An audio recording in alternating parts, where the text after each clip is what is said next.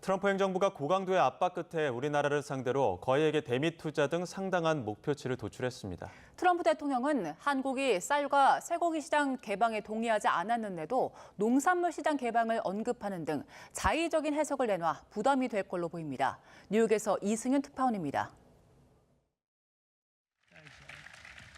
트럼프 미국 대통령은 대선 후보 시절부터 한국에 대해 돈을 많이 버는 국가라며 한국의 대미무역 수지 흑자를 문제 삼았습니다. 주한미군 방위비 분담금과 국방비 증액 요구 카드까지 빼들며 압박 강도를 높인 끝에 한미 무역 협상에서 원하는 바를 끌어냈습니다. We supply the military to many very successful countries. I mean, South Korea is making a lot of money, and they're very good. They're very good, but you know, they should be paying for their own military. 다만 상호주의를 강조했지만 일방적인 통상 압박 전략을 구사한 것은 앞으로도 큰 부담이 될 전망. 한국이 쌀과 쇠고기 시장 개방에 동의하지 않았는데도 농산물 시장 개방을 성과로 언급한 게 대표적입니다.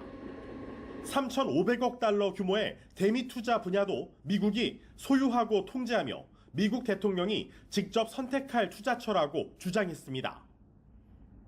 조선과 반도체, 원전, 2차 전지, 바이오 등 한국 기업들이 경쟁력을 보유한 분야라고 설명한 우리 정부의 발표 내용과는 다릅니다.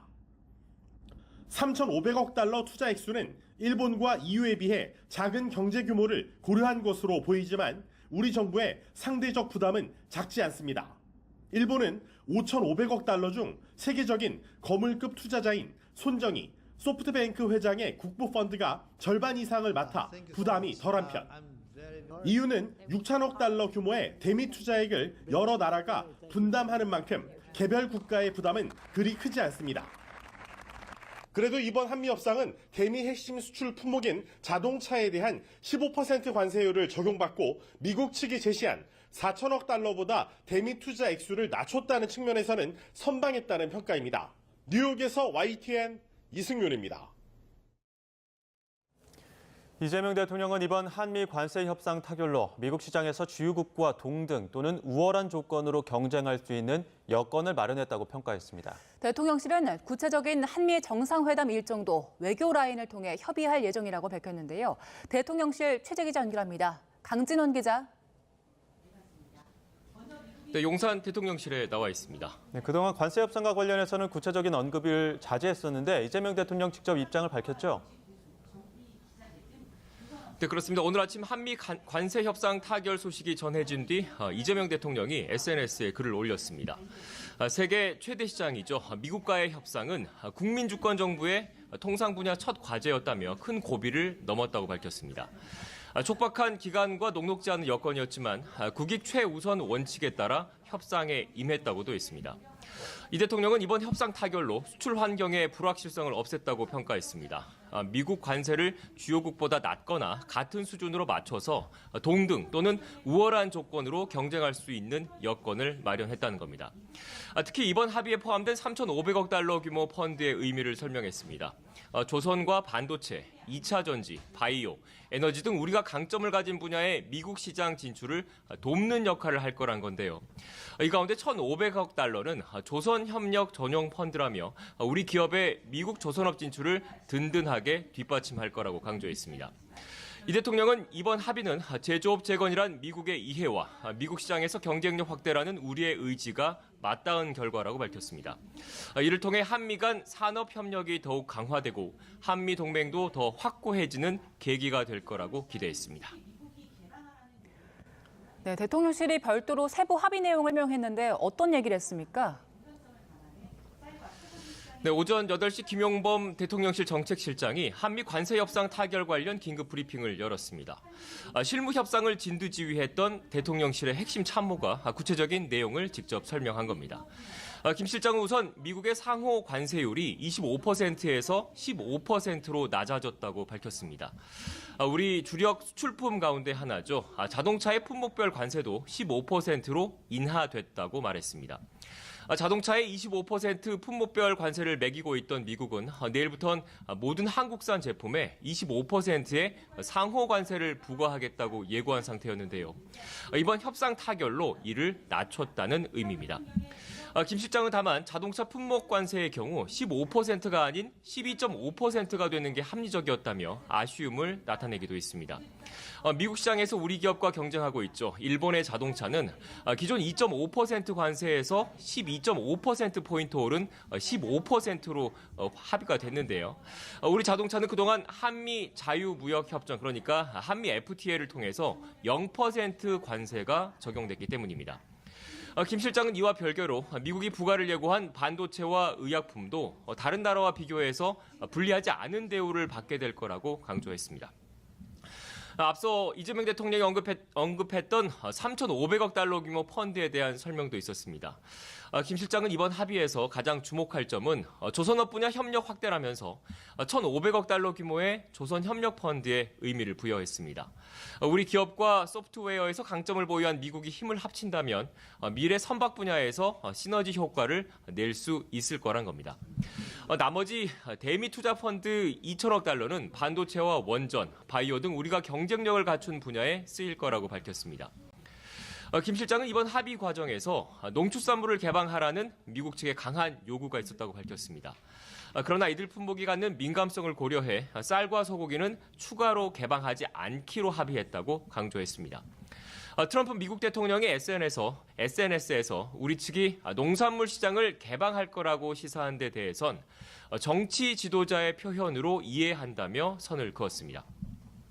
김 실장은 트럼프 대통령이 역시 밝힌 한미 정상회담과 관련해선 외교 라인을 통해 곧바로 구체적 일정이 협의될 것으로 본다고 설명했습니다.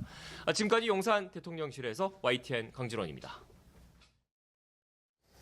미국과의 관세 협상 타결을 두고 정치권 반응은 엇갈렸습니다. 민주당은 국익 중심의 실용 외교라고 평가했고 국민의힘은 자화자찬할 때가 아니라고 우려했습니다. 국회 연결합니다. 김다연 기자. 네, 국회입니다. 일단 여당은 이번 협상에 대해서 어떻게 평가하고 있습니까? 네, 더불어민주당은 주요국, 또 유럽연합이나 일본보다 미치지 않고 심지어 더 나은 조건으로 해냈다고 치켜 세웁니다. 김병기 원내대표는 오늘 아침 회의에서 출범 2개월 만에 값진 성과를 냈다며 역시 이재명 정부라고 평가했습니다. 또 앞으로 정부와 긴밀하게 협력해 우리 기업의 경쟁력 강화와 또 수출 시장 다변화를 위한 입법도 적극적으로 추진하겠다고 강조했는데 회의 발언 들어보시겠습니다. 역시 이재명 정부입니다. 국익 중심의 실용 외교는 옳았습니다. 특히 우리 농민의 생존권과 식량 안보를 지켜냄으로써 민생 경제 회복에 대한 대통령님과 정부의 확고한 의지를 재확인시켜줬습니다. 한미 관계에 파란불이 켜졌다는 평도 나왔습니다. 원조 친명 김영진 의원은 라디오 인터뷰에서 대미 투자 금액은 우리와 일본 또 EU 경제력의 차이를 고려해서 적절한 범위 안에서 조정이 되었고 LNG 수입까지 포함하는 금액이기 때문에 충분하게 진행할 수 있는 부분이라고 설명했습니다. 다른 여당 의원들도 타결 소식이 전해지자 국익과 동맹을 모두 잡았다. 실용 외교의 승리다. 또 신속 소통, 성과의 원칙이 돋보이는 결과다라고 앞다퉈 환영 입장을 냈습니다. 네, 그럼 야당 분위기는 어떻습니까? 네, 국민의힘은 악마는 디테일, 즉 세부 사항에 있다며 경계를 늦추지 않고 있습니다. 송원석 비대위원장은 회의 공개 발언에서 우선 우리나라와 일본 자동차에 똑같은 관세율이 적용이 되면 우리 경쟁력에 손해가 생길 거라고 우려했습니다. 또 3,500억 달러, 대미 투자의 LNG 구매까지 모두 4,500억 달러가 들 텐데 이는 우리 외화 보유액보다 더 많은 과도한 금액이라고도 지적했습니다. 특히 정상회담 성사를 위해 이번 협상에서 부담을 자처한 건 아닌지 시간에 쫓겨 양보한 느낌이 든다고도 말했는데 발언 직접 들어보시겠습니다. 혹시 이재명 대통령의 정상회담을 우리가 얻기 위해서 관세 협상에서 부담을 많이 하게 된 것인지 국민들께 소상히 밝혀주시는 게 좀 필요하다는 생각이 듭니다. 김정재 정책위 의장도 지금 자화자찬에 몰두할 때가 아니라며 협상이 타결됐다고 해도 우리 기업 상당수가 관세 부담을 지게 됐다는 점을 잊지 말라고 당부했습니다. 야당은 또 농산물을 포함한 미국산 제품이라는 트럼프 대통령의 표현을 들어서 쌀과 소고기 시장은 개방하지 않는 게 확실한지 또 다른 수입 확대 품목은 없는지 밝히라고도 요구했습니다. 네, 국회 상황도 보겠습니다. 다음 주 본회의에 쟁점 법안을 올리는 그 상정 순서도 중요한데 정해졌습니까? 네, 일단 쟁점 법안은 방송법 3개와 노란봉투법 그리고 2차 상법 개정안 이렇게 5개인데 상정 순서는 미정입니다. 민주당은 남은 7월 임시국회를 민생개혁 입법의 2차 슈퍼위크로 만들 거라며 다음 달 4일 본회의 처리 의지를 내비쳤습니다. 필리버스터를 예고한 야당을 향해서는 하고 싶으면 하라며 민생 입법을 발목 잡는 지연 전술은 국민의 심판을 받을 거라고 경고하기도 했습니다. 국민의힘은 법안 5개 모두에 대해 무제한 반대 토론, 필리버스터를 준비하고 있습니다. 특히 상법 개정안과 노란봉투법이 시행되면 기업이 늘어난 세금과 비용을 부담하기 위해 제품 가격을 올릴 거고 또 이는 물가 상승과 생활비 부담으로 이어진다고 주장하고 있는데요. 민주당을 향해선 법안 처리 중단과 함께 여야가 모두 참여하는 협의기구 구성을 추가로 제안한 상태입니다. 지금까지 국회에서 YTN 김다현입니다. 한미 관세 협상이 타결됐다는 소식에 코스피가 연고점을 경신하며 출발했습니다. 시간이 흐르면서 상승세는 누그러져 현재는 소폭의 상승 흐름을 보이고 있습니다. 취재기 연결해서 증시 상황 알아보겠습니다. 류한홍 기자, 지금 코스피 어떻게 움직이고 있습니까? 3,250선에서 상승세를 보이고 있습니다. 코스피가 3,270선에서 연고점을 깨고 출발했는데 장 초반 가팔랐던 상승세가 많이 누그러졌습니다. 장 초반 3,288.26까지 치솟았는데 이후엔 3,240선까지 급락하기도 했습니다. 다만 시간이 갈수록 변동폭은 줄어들고 있습니다. 외국인은 7거래일 연속 순매수를 이어가고 있습니다. 개인이 외국인과 함께 순매수를 하고 있고 기관이 3,300억 이상 순매도를 하고 있습니다. 오늘은 조선주 상승세가 두드러집니다. 한미 관세협상 타결 직후 이재명 대통령이 1,500억 달러 조선업 펀드 운영 계획을 밝히면서 한화오션은 10% 이상 오르고 있습니다. SK하이닉스도 3% 이상 상승 중입니다. 시가총액 1위 삼성전자는 1% 이상 하락 중이지만 외국인은 계속해서 매수에 나서고 있습니다. 현대차와 기아의 하락폭이 커지고 있는데 품목별 관세가 15%로 낮춰졌지만 대미 수출 악화에 대한 우려가 반영된 것으로 보입니다. 코스닥도 806으로 상승 출발해 800선에서 소폭의 상승세를 나타내고 있습니다. 코스닥 시장에서도 개인과 외국인은 순매수를, 기관은 순매도를 하고 있습니다. 코스피와 코스닥 모두 기관의 순매도로 상승세가 커지지 못하고 있습니다. 원달러 환율은 1,380원과 1,390원 사이에서 움직이고 있습니다.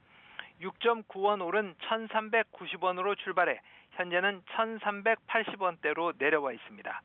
오늘 새벽 미국 연방준비제도가 FOMC 회의에서 정책 금리를 동결하면서 달러화는 강세를 나타내고 있습니다.